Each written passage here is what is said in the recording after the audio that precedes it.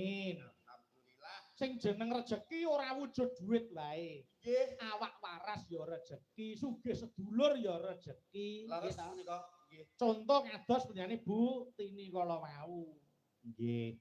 Niki kagungan kersa ngunduh mantu Mas Petro. Ngunduh mantu. Ayo ndongake apa romantene? Ngunduh tata cara ngunduh mantu wonten 3 perangan Mas. Wonten ngunduh mantu, wonten ngunduh mantu ing penganten, wonten ngunduh penganten. Oh, ngoten nggih. Nggih, Tata carane ana 3.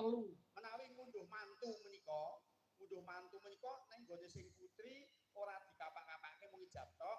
Nggih. Terus digedhekke sing kakung iku namanya ngunduh mantu. Ngunduh mantu. Nek ngunduh penganten menika awan resepsi kali sing putri, begini sing kakung iku ngunduh penganten. Niku ngunduh penganten. Terus ngunduh mantu ing penganten iki tenggene putri wis resepsi terus diboyong tenggene kakung resepsi kuwi ngunduh mantu ing penganten. Oh, ngaten. Dadi ana pilah-pilahe dhewe-dhewe. Nggih, wonten pawiyatan ngaten menika jletrehipun. Leres, nggih, Mas Petro. Kalebet dalu menika Ibu Tini menika ugi ngawontenaken tata cara ngunduh mantu ing penganten.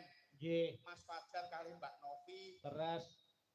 Derek memuji mugi-mugi anggenipun jejotan penganten sakloron saged manggihaken gesang ingkang ayom ayem tentrem.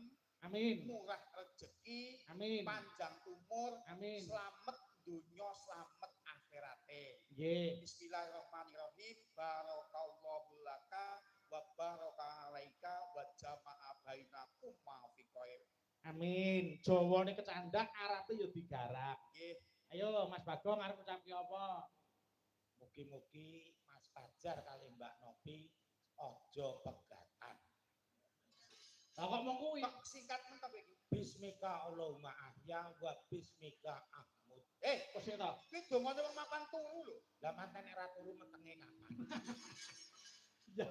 Nek Iya. dongaku ki mau lah artine muga-muga Gusti Allah memberkahi temanten sakloron lan muga-muga berkahi Gusti Allah ndadekke temanten sakloron nyawiji ana ing Dadi jogone. Padha wae Mbak Mas Fajar karo Mbak Novi turune gen angler arep piye-piye ya gen kepenak gendang dianak.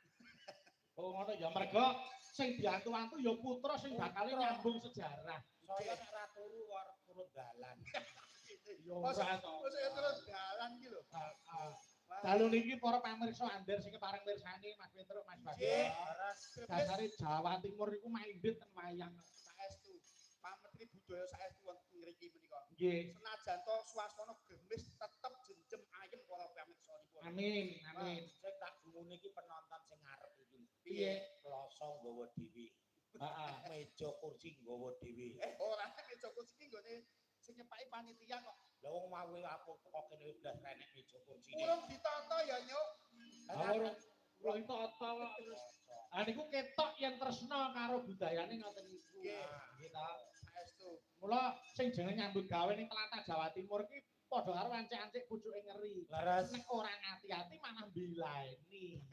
Oh, mriki niku para pamentri budaya, para budayawan kathah. Nggih. Saestu para pinter kathah lho. apa nek butine iki piyai sing sembodo Sembodo gede. nanggap wayang lho. Sembodo kabeh. Sembadane piye? Pemandangan banyu asli saka langit. Kuwi jenenge rejeki. Lah nggih lho dilewer-dilewer. Sing jeneng udan kuwi ora iso ditulak, ora iso disuwun. Nggih ta. Kabeh niku dadi peparingi sing anu nyipta urip. Bagong niku nate nolak udan lho, Mas. Loh, apa ya? Wah, wingi pas kula ndek gawe, Nggih. sing nolak udan lak Bagong. Ya, wah lah, aku malah lagi ngerti iki Ah, pengalaman jenengan kuwi. jenengan lagi pirsa. Nggih, Teko tok ndek jam 4 sore niku mendung weteng. nggih. Wah, langsung katoke bojo kula dijaluk. Bucake dhuwur gendeng. Oh iya, Mriku sedakap nang tengah latar. nggih. Dungane tak ngoke bismillahirrahmanirrahim. Kyai Toyo Nyai Toyo sing kolor bali ngalor kidul bali ngidul. Wetan bali ngetan, kok kulon bali ngulon. Mlebu omah ki deres banget. Lah kula tekoke jare sing kon dhuwur lali rung dijawab. Ora kuwi masalahe. Lah masalahe apa? Lah bojomu katakan taun-taun ning gendeng angel mencopotane. Kowe iki nyapa anake kancane penak bae. Kowe nyapa anake bojone dhewe. Gitu. Ah, Bojomu kan semboten katoke. Lah wong lah piye, Mas? Wong nyatanipun kados pirane Butini niku piye sing tanggung jawab. Nggih, nyatane ya apa-apa disembadani dhewe. Mas, jenengan Pripun? kodhok niku ten transit niku wis cemepak sate kambing